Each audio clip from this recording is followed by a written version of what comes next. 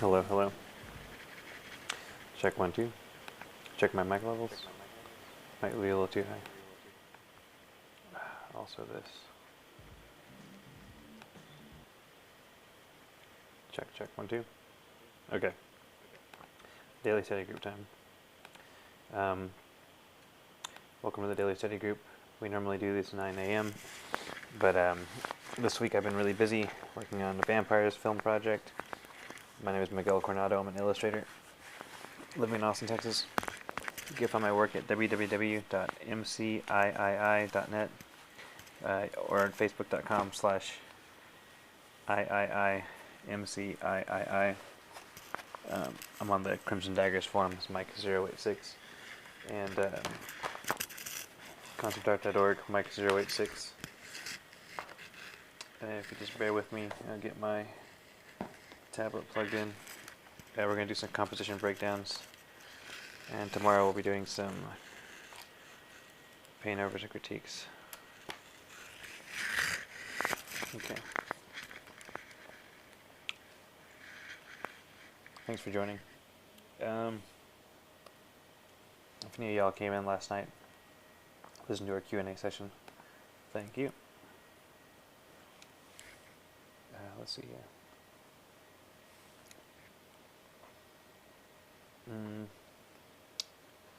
What am I looking for? I'm looking for my composition breakdowns. So I started these the other day, and we're going to continue them. They're the same composition breakdowns we did with the movie stills, and the only difference is that we're using fine art paintings instead of movie stills. And they take a little longer. Well, at least I talk about them, and kind of me talking about them is like me taking notes, like mental notes about everything. I think we're using 4 colors of gray. Where is it?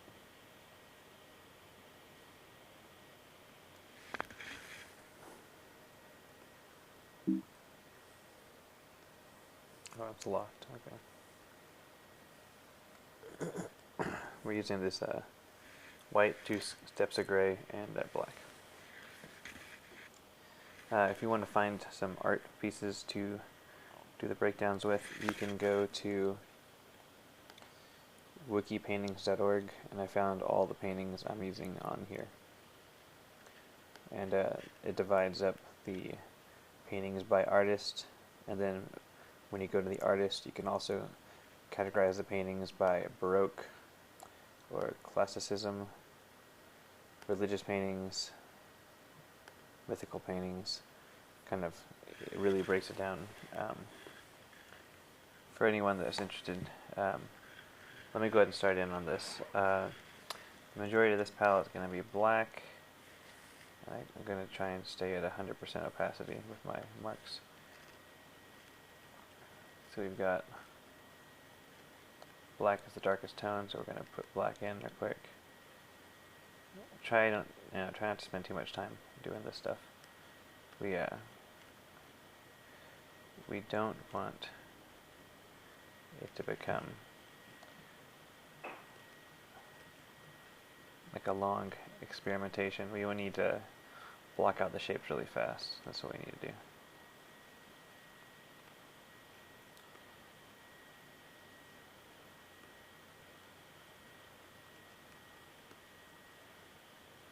So, and you got to make decisions of what's going to be black, what's going to be. There's a dark gray here in the background, but I feel like the black kind of covers it better. Her face is white. The arm right here is white. The other arm here is white. I'm using a dark gray, but that could actually be, this could be a light gray, I feel like. And we did these breakdowns before with just 3 colors. And in that case, kind of changes the whole deal up. I feel like the light gray should be here. And that there's some areas of the wall that would be the darker gray. Like, the wall lightens up right behind her head. Right? You can kind of see the background just around her, and then it fades into darkness. Chairs right here, and there's a shadow.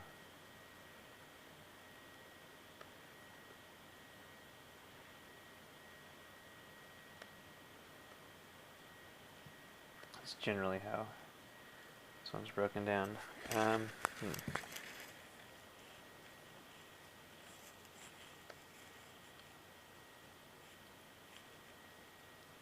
This is another one of those, it's kind of like a portrait, and not entirely, it's more of a, it's like a full body portrait, I guess.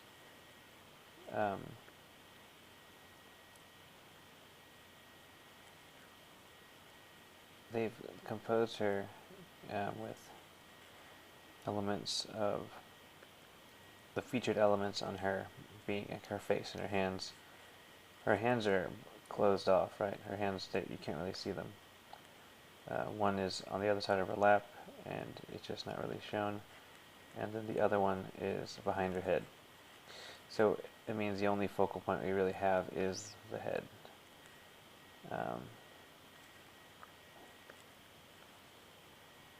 Anyway, that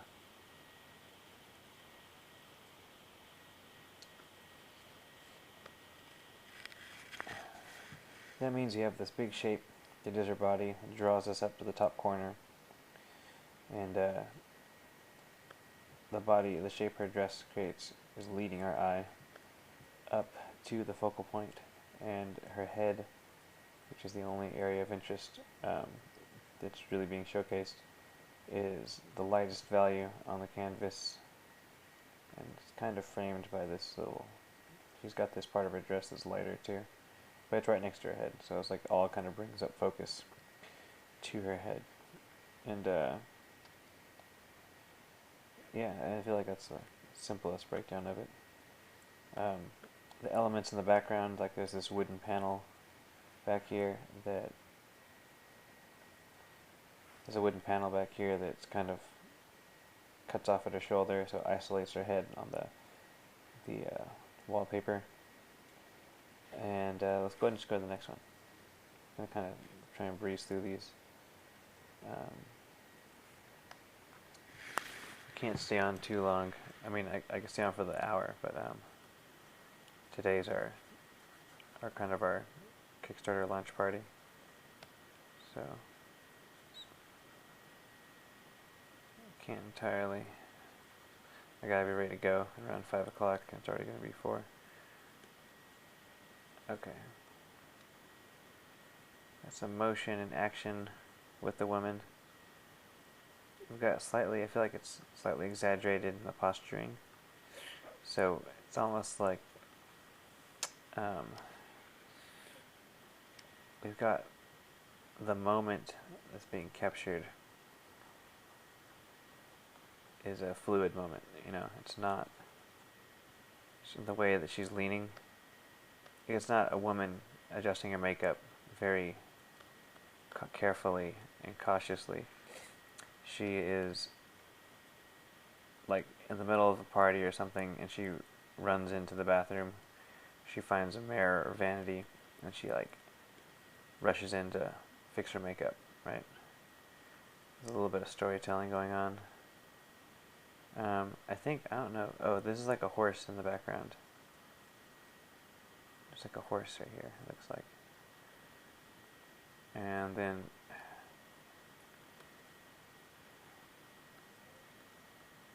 her face is the lightest portion of the canvas. The arm is not as... Her arm is not as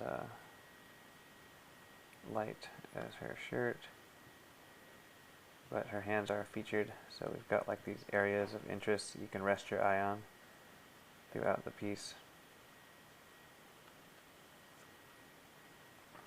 But that forward motion of her leaning in gives the piece some movement that it wouldn't otherwise have. You know, like if you said draw a woman putting on makeup, it could be a real stagnant piece, you know? We really kind of like, how do you make a woman putting on makeup look interesting? But got this range of motion going on.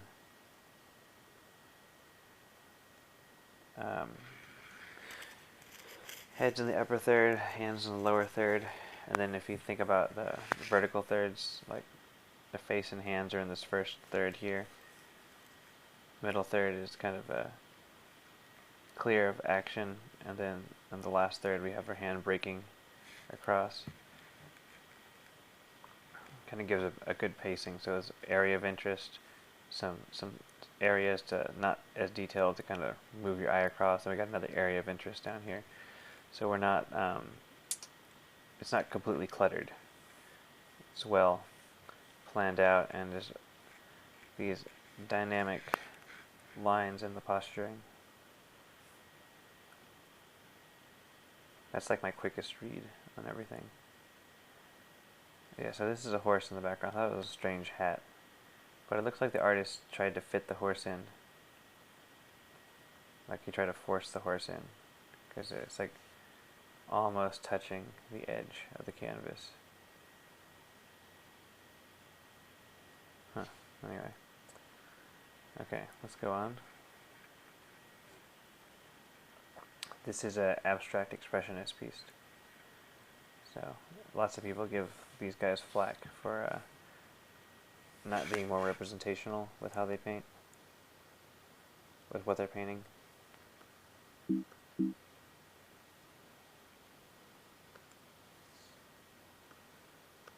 get lots of flack in art world, but they know composition. They know how to like make things look interesting without having to draw out. They can make things look interesting without having to throw in a dragon or like an orc or something. Okay, so it's pretty straightforward, right? I don't know. I think the canvas is circular, so there's a chance I'm not really blocking out.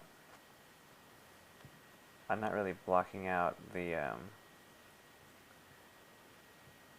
anything yet, so much as I'm just outlining the canvas, because it's a circular canvas that's been portrayed. I think it's like almost like a painter's palette they painted on.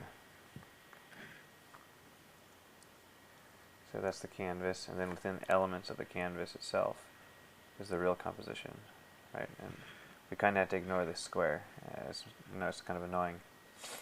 But okay, so the lightest part in the canvas are these yellow peaks here in the center. You have this, they kind of have this gradation, and they immediately, this blue is the darkest, like these blue lines that are being created. See, the thing the abstract expressionists do is that they have these great compositions with these great shapes and textures, and it's the same thing lots of digital painters do, and lots of painters do in general. You kind of mess around and make a bunch of shapes, and then you turn it into something. You know, most people turn it into like a mountain with a cliff or something, or like orcs on a battlefield, or zombies. Right? That's what most people are doing.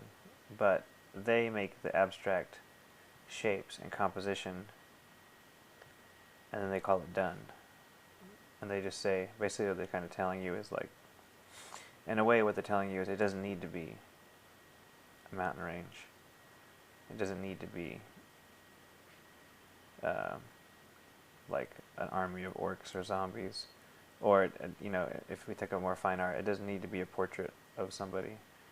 All it has to be is interesting shapes placed very carefully onto canvas. If you've ever seen like lots of these abstract expressionist guys, when they work, they take a long time to work. They don't just splatter paint. Like the way they splatter and the way that they use the paint, they spend a lot of time working with it and figuring out the best way for it to look. And like, if you've seen the pictures of Pollock doing his splatter paintings, like he takes time, he practices different techniques. The same way a digital painter will use the clone stamp tool, and like they'll sit there and like noodle around with a clone stamp, they'll blur it a bit, they might invert the image or transform it, and you sit there and you play around, you play around, you play around. It's the same way that there's a careful thought put into the composition. Anyway, long story short, you shouldn't overlook certain art forms just because you don't think that they had skill put into them. There's valid reasons for everything.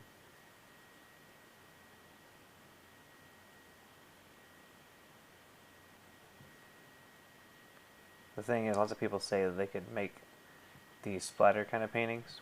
They'll be like, oh, I could do that, or my kid could do that. But, well, oftentimes kids make more interesting artwork, but if an adult tried to make just a splatter painting and just said like, oh, well, I mean, I could do that, and then they tried it, most of the time it's not going to look as good as the dude that does the splatter paintings, because that's all he does. And like, he's got these techniques, and he uses these different things, or he's got this brush that he's like chopped in half so that he gets this one specific kind of texture, and then he switches over to this bucket that has 3 holes in it or something. And you know, he's like thought about it. They've actually gone in and like thought about how they're doing it, and then people, the general public, look at it and dismiss how easy it is. Anyway. Okay. I'm excited to get this vampires project going too, because I can get a lot more drawing done now. Well, I kind of have to too, because I have client work coming up, but I'm ready to start working on stuff. That's not the vampires. It's going to be a nice little break to be able to let it just go and see what happens now. Okay, so there's a gradient that's happening that I haven't really shown. There's an overall gradient in the background that's going on. We could break this down. Like if you look at the shapes, you could easily turn this into like 2 figures on a bridge looking down onto a city or something, right? Or vice versa. You can transform this into whatever you wanted, but just, you know, there's another one below. Now this one's a little more straightforward in terms of like, it looks a lot more like a landscape, you know. It's pretty clear that it's got like this abstract landscape kind of feel. It looks like a color palette, like a color test for an animated film.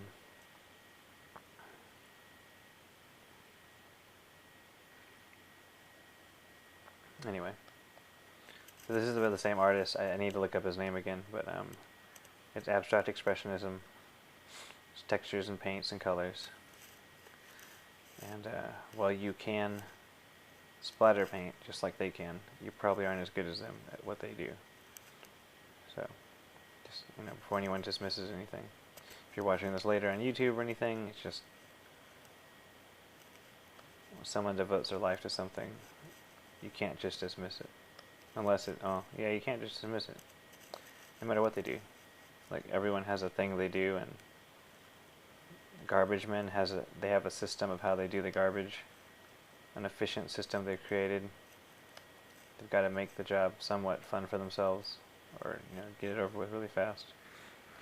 You can't just dismiss stuff. Anyway, enough about that. I feel like I'm gonna get. There's a texture here, so like the values, they blend, and I can't really show that because I'm doing a 100% opacity brush. So I'm not gonna worry too much about whether or not it's showing the gradation. But I will make sure that, oops.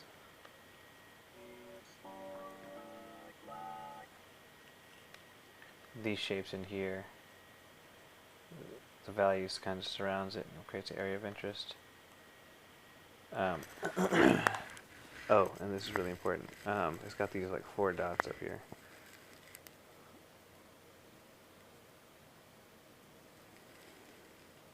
It's a little off on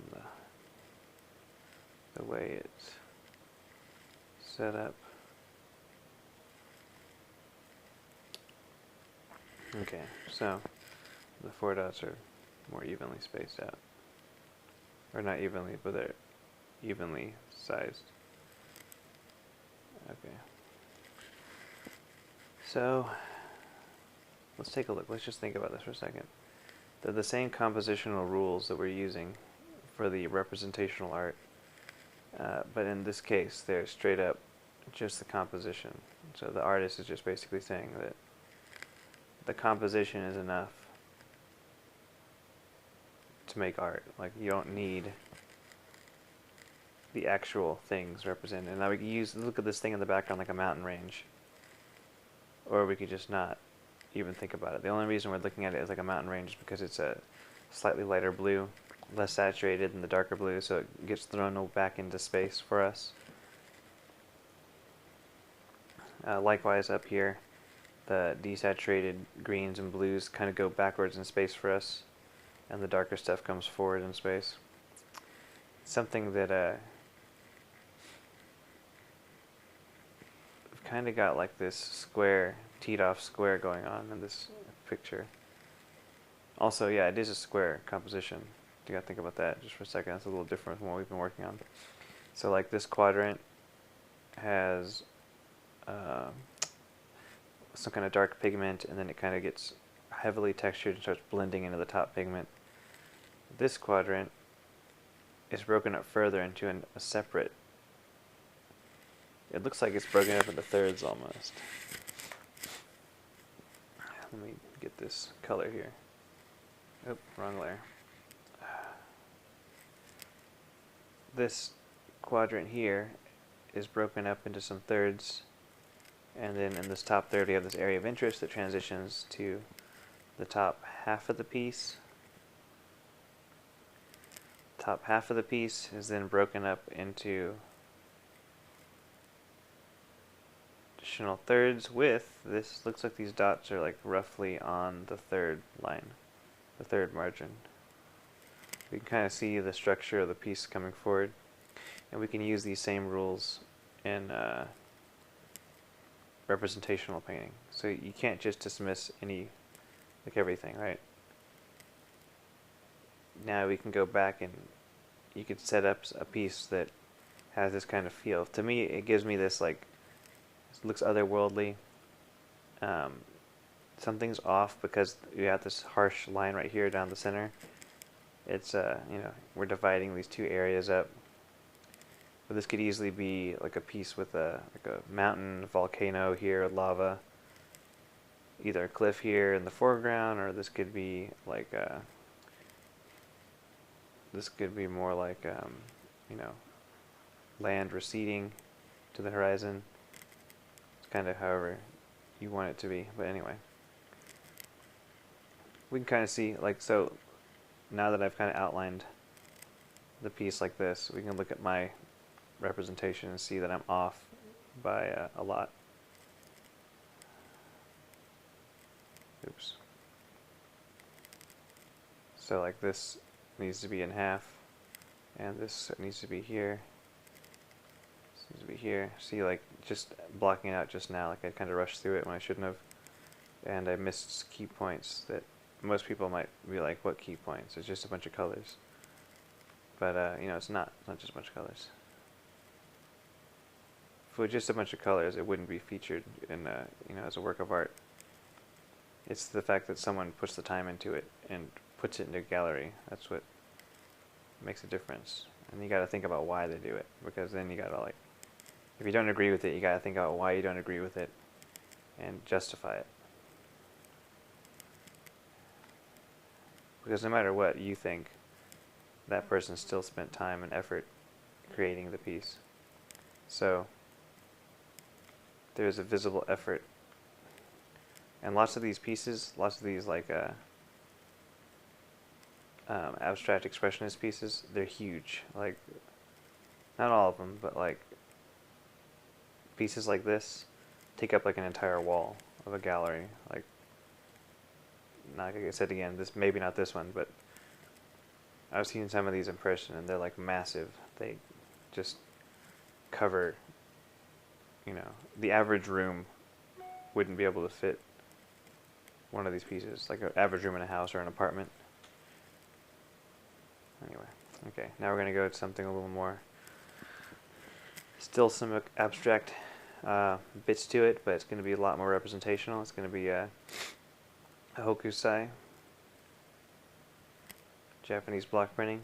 This is another example where, you know, I think everyone's seen the block prints before, but like the block print itself, this whole process, it's all about composition. Composition is of the utmost importance in these prints. They're laid out in such a way that's so specific and like it's so particular, you know. It verges on the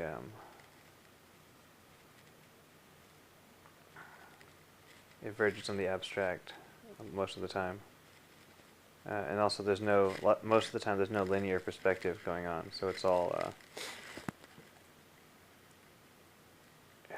the atmospheric perspective. So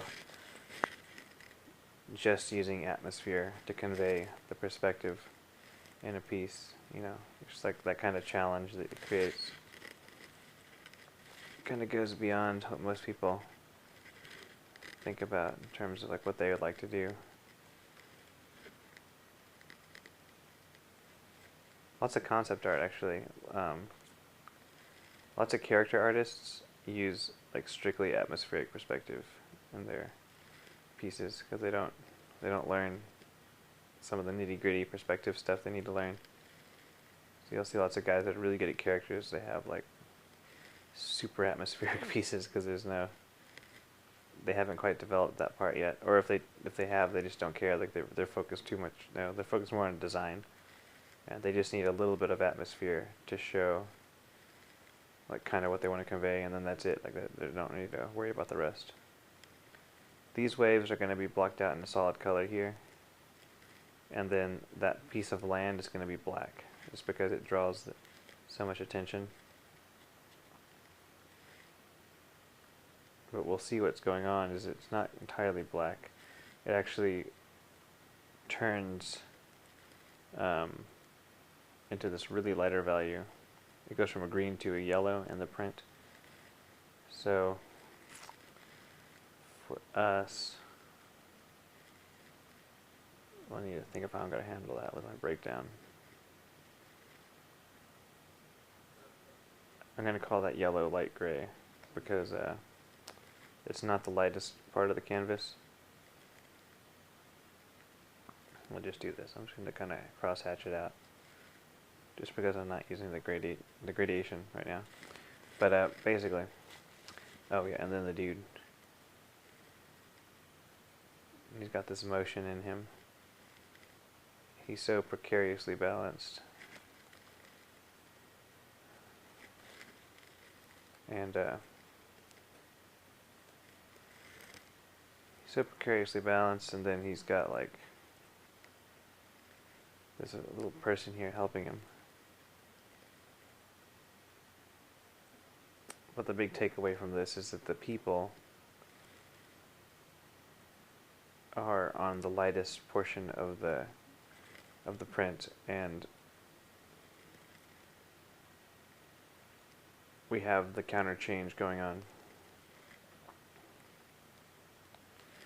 The counter change, which I feel like it's such a vital part of composition now that I've been doing these breakdowns. I can see it everywhere all the time.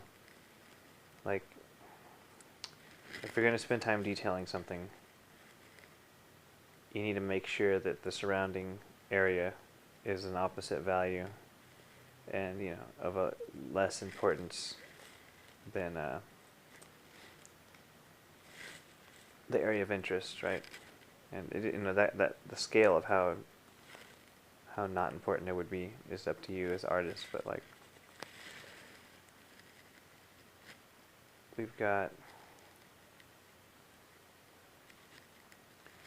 where this green would not clash, but the green almost blends in with the dark blue. And you see right here the island area merges heavily into the dark blue. And if we had this bottom portion dark green along with the top portion, it would just be a solid dark. It would kind of divide the canvas in half almost. You've got like a bottom part that's dark, top part that's light.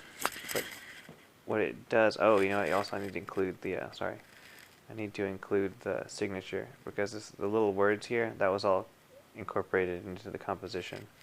So, like, anytime you see Japanese block prints and you see the little characters, that's all part of the print, the whole print itself. Yeah, think of it more like graphic design, where like the words and the type really matter along with the image. As I was saying, if this was a darker green, we just have this whole chunk of canvas a dark color, and then the whole top part a light color. But because we have this gradation going on, it kind of creates this diagonal through the piece. Let me turn on this, like my highlighter layer. It creates this big swooshing, wrong layer, okay. It creates this big swooshing line of value right here. That swooshing line divides our characters up here, and kind of separates them from, we'll call this, it makes it less safe, right, what they're doing. Oh crap. It makes what they're doing less safe because it makes the ground plane move with the motion of the water. And this guy is just bent over pulling up these fish or whatever it is he's pulling up, those nets, or maybe he's just pulling out a boat that's sinking. But well, still, he wouldn't be doing that. But having that highlight separates this bar, which kind of leads your eye through, and then it creates more of a dynamism to the piece. And if we had just if it was just this, it would be more grounded. It would feel more just like, it's a fisherman. But because we have, it's more of it's a swoosh. It's like the Nike swoosh. It's coming through this piece, creating the swoosh effect. So this guy's just doing it, basically. And we got these blue lines in the water cut through the subjects. It kind of leads you over here. And then, what is this? What's the mountain called? Oh man, I just blanked out on what the mountain's called. But anyway, let's see how that works out. Anyway, let me just go on. Oh, I just have one by him? I thought I had multiple. I guess I just had one. This one's great. This one's great because it's like the values can be broken, even though it's a representational scene. The values can really be broken up, like into these nice big shapes. Oh, it's the wrong layer. Okay, back to the right layer. There we go. Let me turn off this highlighter thing. So the top portion is just black. Don't want to eat it in a hokusai piece, really. And then, this is a ship on fire, by the way, if you can't see it. It's like the ship that's on fire. This is another, like, action piece, you could say. It's not just a painting of rocks and ocean. There's, like, stuff going on, you know, like dynamic things going on. Danger is afoot. Okay, so block out this swoosh, another swoosh here, and we'll make this a lighter gray because it's not the lightest portion of the canvas is up here, and it looks like there's it's all the shipwreck stuff hitting. It's all the stuff that's coming from the boat. So lighter gray is going to be here, and basically the ship is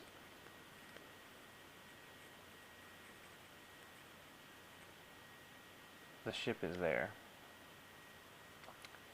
So you have silhouette of the ship breaking the value change, and then it gets to like a darker gray. And like I said before, the big difference between lots of these pieces, lots of these like masterpieces, is that there's multiple compositional rules going on at the same time. I think I've identified one while I'm doing this, but I'll come back to that in a second. These rocks are just about as light as that compositional change. And you got this rock up here, and then the white. The white's right, like here amongst this bottom area.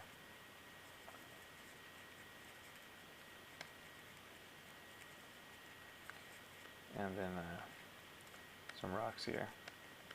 It's like this little mess of detail down here. Let's see here. And these rocks get darker as they go to the top.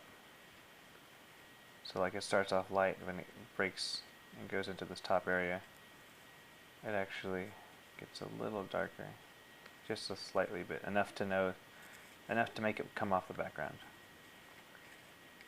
Okay. We could do a little bit of light here too. I feel like there's a little bit of lighter areas. Okay. So we've got the dynamic movement, the swooping. Let me use a crop tool and we'll just turn on different compositional tools. Okay, so the rule of thirds. This is the first one I'll go with. The boats in this first third. The rock lands right here on the second third. And the rest of this area of interest is just in this last third, right? So we got the, what is it called? There's a specific term when this happens. Basically it's 2/3 are empty, 1/3 is cluttered, or 2/3 are cluttered, 1/3 is empty. But you divide it amongst itself that way. Right now it's also got this kind of L composition going on, just slightly. It's the water comes up with this rock here, so it's like you got a little bit of this L shape. The bottom third has all this detail, all the action, and all the fire and the smoke from the boat is coming back this way. Typically, I feel like, this is how I feel. I feel like whenever we see fire and smoke, we know that smoke leads. Like whenever you see smoke in real life, smoke billows away. And I think subconsciously we see smoke in a picture and we go, oh, let's follow the smoke. Because that's kind of how people, you see the smoke going away from things. But also the fire kind of creates these little points that are pointing back here to this rocks and all this stuff that's going on. Let me turn on a different one. Let's try the diagonal setup. Diagonal setup. Lots of the points of interest are the same on different compositional rules. So like the boat still falls within the second third. And let's go to this next one. Triangular. A little similar too, where each triangle has its own smaller composition inside. This triangle, it's like sky, sky, sky, and this red rock is here. This orangish red rock is here. But then on this bottom portion, we've got the white and the clutter down here, and then we kind of have a break from that, because lots of this, I don't know, kind of depends really. This is the cluttered triangle, right? So this whole, within this cluttered triangle, we see these big shapes. The clutter kind of meshes together now. When you look at it, just the bottom triangle, it's like this white, and all this becomes one unit. And then you've got the boat that's isolated by the background. The boat becomes the area of focus, because the boat's surrounded by, it's dark on light, and over here it's more just light, dark, kind of mixed at an even rate. Over here it's divided in half, and here there's a little scenery going on. It's a little empty, but like combining all these together creates a great composition, because you got busy, area of interest. Area of interest has been divided, and then kind of serenity here, but all together makes the full piece. It's a golden ratio. Very similar here. These meridians that are being created kind of delineate, like on this, actually the golden ratio might be it. Like the water is almost right on that line. So everything from the water down is on this first area. And then the ship and all the smoke is within the second area, as well as the sky over here. And then up here we've got the foreboding clouds and the final end of the piece. This is more of the serenity area. You got the serenity area, you've got like a more transition area, then you've got like this heavy detail area. Golden spiral. Yeah, golden spiral. Follow the spiral. Now, like I said before, the more effective way of using golden, like this isn't, when you're using the golden spiral, you want to kind of create these curves and these shapes to kind of follow that spiraling motif. You got to, like, have perspective branch out from the spiral itself, and kind of really use everything with the spiral, right? That's one of the ways I've seen it best used.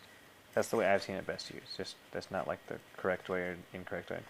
But in this case, this busy area is right here at the kind of source of the spiral. This whole busy area kind of comes out from there. And if we flip it, like, let's see, the spiral's here, so like, I guess it doesn't really work as well the other way. Kind of lined up perfectly here, actually. Anyway, it's just a good way to look at everything. I don't want to crop that. Okay, let me check the time. I'm on a tight schedule today. Show all windows. 45 minutes, 15 minutes, okay. 15 more minutes. Hello, people. Why am I using 100% opacity brush?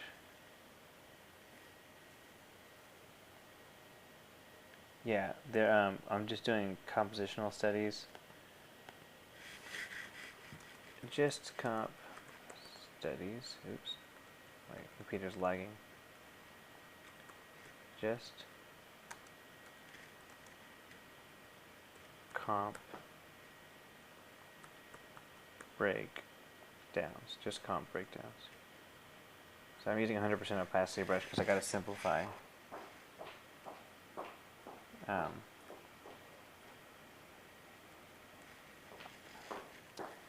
That's why I'm using it. I'm trying to type a message, but it's taking forever.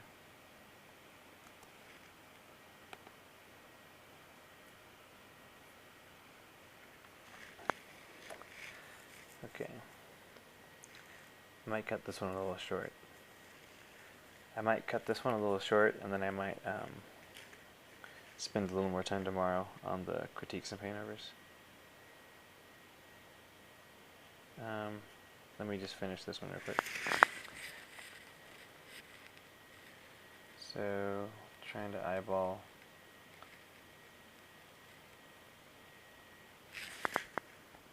My computer's frozen.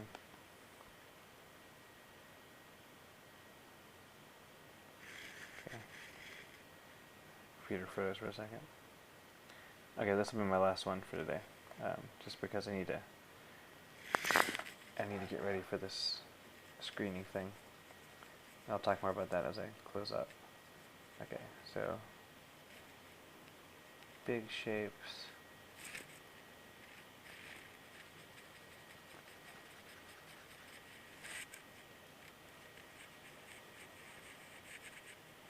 Go, kind of identify these big shapes. We can break this step by, we add in this lighter gray to kind of show that this is kind of a separate value. And we've got boat, boat, boat, boat. And then there's a little bit of light right here. What this light here is doing, if you look in the picture, the light is kind of outlining a little area of interest. And if you look at that area of interest, it looks like there's some merchants near these boats and they're like talking or something. This is L composition.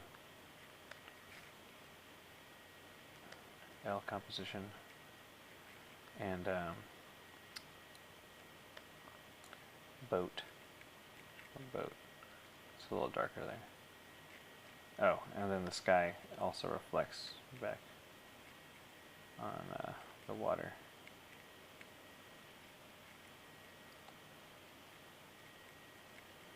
So,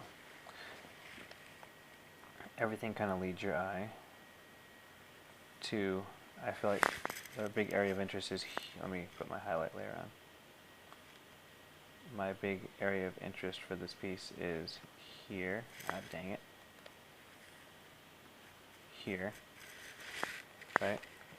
It's right here. Oh, crap. Right here. This is where the artist wants the eye to go. Right? And there's several ways that it's doing that. There's several ways that the artist is doing that. One is the giant L composition that connects here. Two is the shimmer in the water that creates an arrow, like a visual. There's this visual triangle here. If you kind of outline the shimmer, you've got the shimmer goes to this point. This L stuff goes to this point. Let's see what else. The darkest area is here, right? And to kind of highlight what's going on, he has this like fog smoke that's coming up behind this building. It's like highlighting exactly this area. Anyway, so that's our little clue into like where the eye is supposed to go. And you got to balance the piece though. You can't throw everything here. So you've got this little balance device building. It's going to break up the monotony.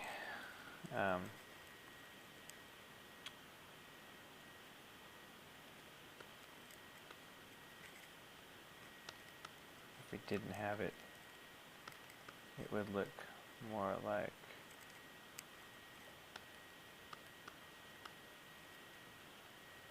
that, right?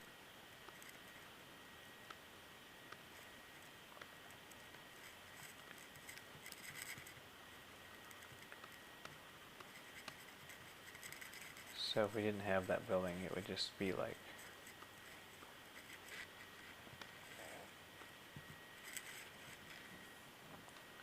just kind of one-sided, really. It kind of works still. I mean, the building does add something, I feel like.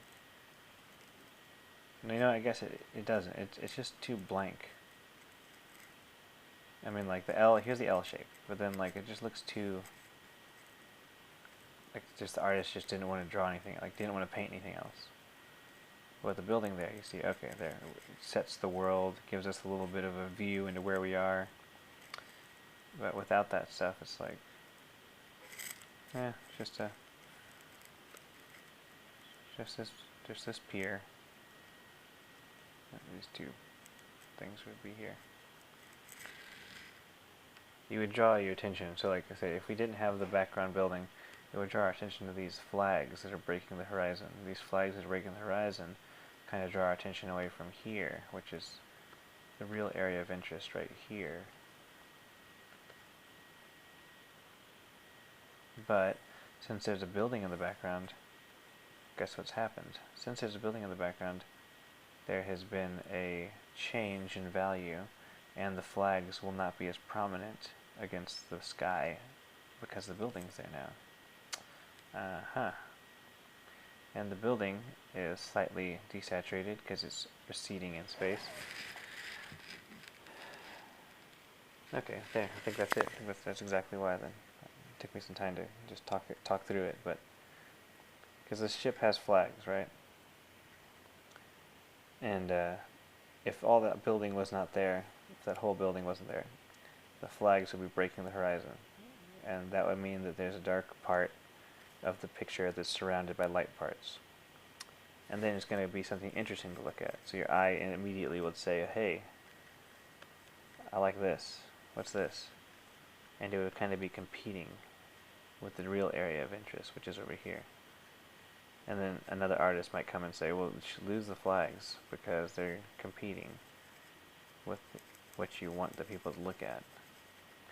And then you lose the flags, and then it just, kind of doesn't look complete though without the flag, because those are boats, and boats have flags. It's like the mast for the sail, right? But it does have a building, and because it does have a building, it blends these values together. But it's still enough of a difference that it creates the L shape still. That's it. I feel like that's it. I might listen to this video in the future and just feel really dumb. Is it freezing again?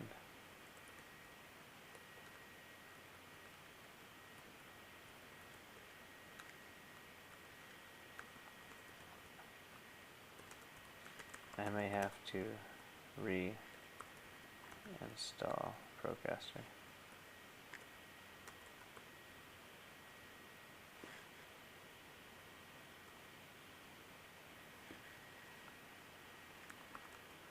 Have to. Don't know what else is going on.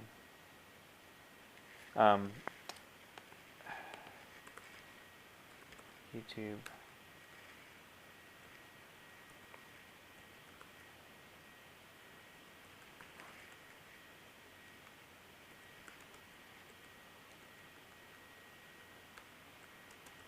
They will be there.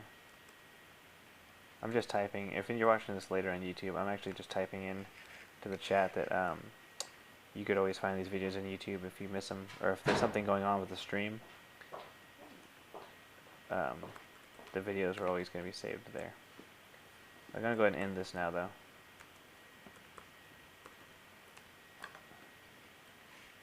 Thanks for joining me. We'll come back to this stuff later. But yeah, so we got through some more of these breakdowns, and we'll finish this out and we'll do some more next week. I'll put these videos online today. I just was so busy with the vampire stuff this last week, I just didn't have time to do that. Alright, thanks for joining me. If you're wondering what the vampire stuff is I'm talking about, you can go to... it's not going to let me type it properly.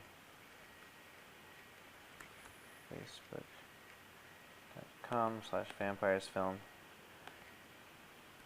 We launched the Kickstarter today. So, if you really like it, you like tell your friends that have lots of money, and if they love vampires, then they'll want to watch that. Alright. Thanks for joining me. turning on the music. We're going to go ahead and end it for today. We'll see everyone tomorrow. We'll do a critique and a paint over tomorrow. 4 minutes to spare. It's not too early. Okay, bye.